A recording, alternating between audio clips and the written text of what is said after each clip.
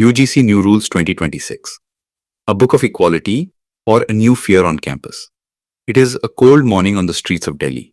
Placards are held in hands, slogans echo in the air, and on the faces you don't see anger as much as fear. The fear that the education system, meant to give wings to dreams, might start doubting someone's identity instead. A question arises.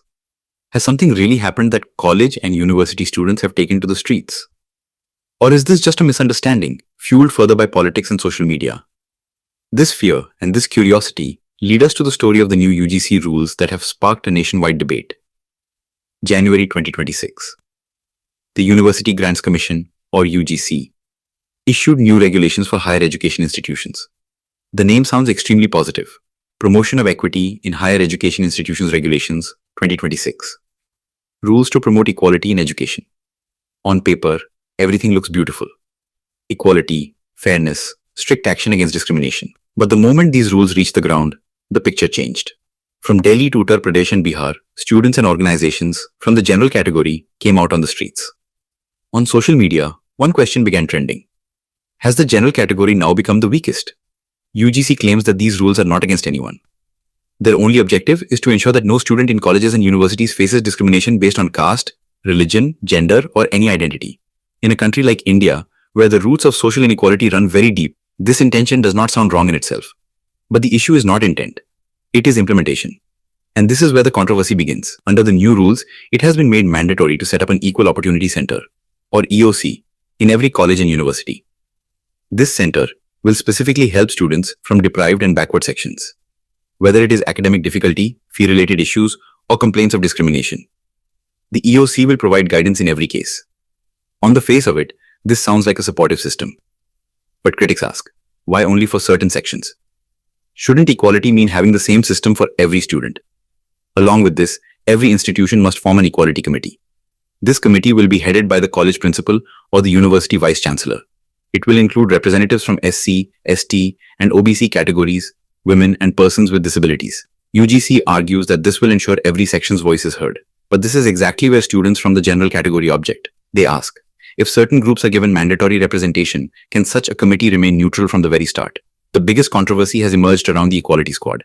This will be a kind of monitoring team that keeps an eye on campus activities to ensure that no form of discrimination takes place. But critics see this as campus surveillance. Their fear is that the academic environment, built on freedom and open thought, may turn into one driven by fear of complaints and inquiries. Then comes the most sensitive part, grievance redressal. Under the new rules, if a student files a complaint of discrimination, the committee must convene a meeting within 24 hours. After investigation, a report must be submitted to the head of the institution within 15 days, and action must begin within 7 days. On one hand, this looks like fast-track justice. But on the other, a question arises. Is a fair investigation possible in such a short time? Will every complaint be genuine?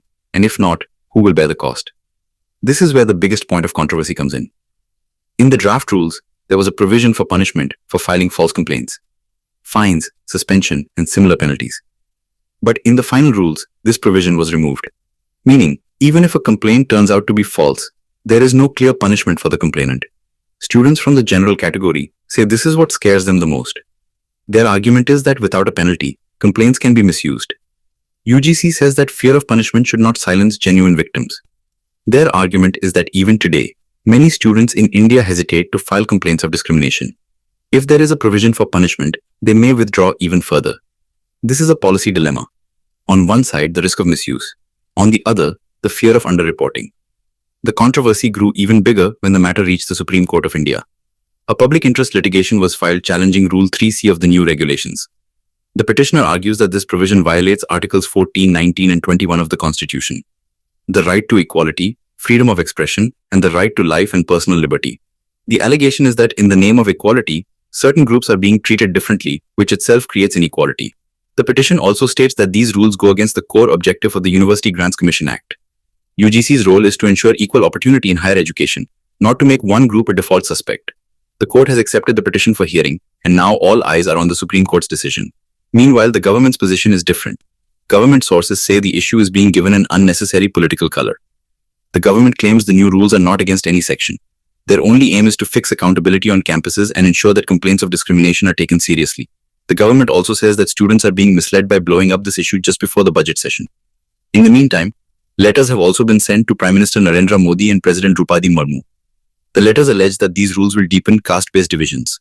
Several organizations claim that students from upper castes are being targeted and viewed as potential offenders. But if we take a step back, the question becomes larger.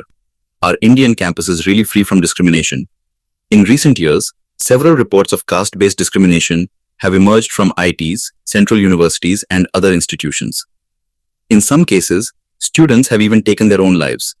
These incidents put pressure on the government and the UGC to take concrete action. The new rules can also be seen as a result of that pressure. On the other hand, it is also true that higher education is already under stress due to reservations, cutoffs, and limited seats. Students from the general category fear that these new rules will add another layer of uncertainty. Along with studies, they will now have to worry about whether a complaint could put their career under question. The real challenge is balance. Understanding the difference between equity and equality. Equity means giving more support to those who need it more.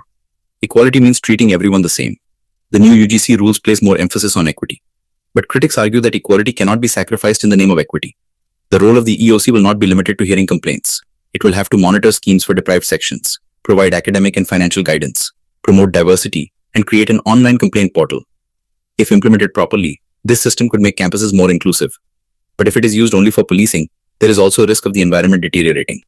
This is why many people are saying that the government and the UGC should find a middle path. A balanced provision for punishment in cases of false complaints, independent members for investigations, and most importantly, trust among students. Because education runs on trust, not fear. As of today, the country appears divided into two camps. On one side are those who see these rules as a major step towards social justice.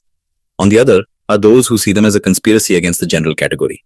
The truth probably lies somewhere in between. If our video has taught you something new, do not forget to like and share this video so that this information can reach others as well. Your likes and shares are a source of inspiration for us. If you have any questions or suggestions, please let us know in the comments.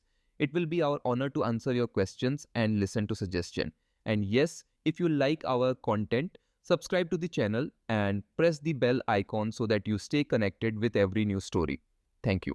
GRT Business YouTube channel sources, news from various news agencies, opinion polls and other public sources. We try to ensure that every report and summary is accurate and verified, but we are not responsible for any dispute or error. Our aim is only to provide you with accurate information.